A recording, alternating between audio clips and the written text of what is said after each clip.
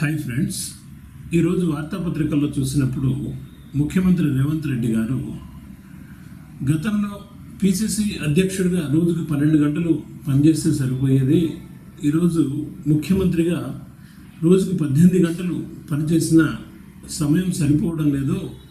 నా పరిస్థితి చిన్నప్పుడు నేను చూసిన అంతులేని కథ సినిమాలో జయప్రదలాగా తయారైంది.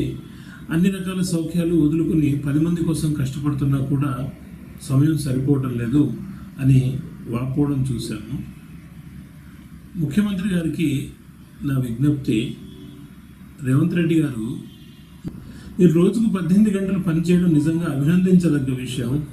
కానీ నాణానికి 2 వైపులు ఉన్నట్లుగా మీరు రోజుకు 18 గంటలు పనిచేసిన సమయం సరిపోవడం లేదు అనే విషయానికి కూడా 2 కోణాలు ఉంటాయి. రేవంత్ రెడ్డి గారు, ఒకవైపు ఎంతోమంది సమర్థులైన మంత్రులు, అధికారులు మీకు ఉన్నారు.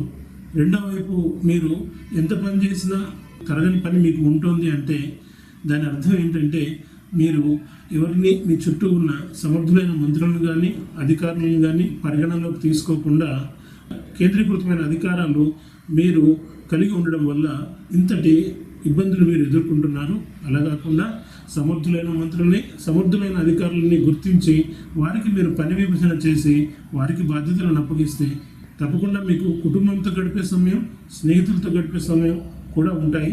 అర్థం చేసుకోండి.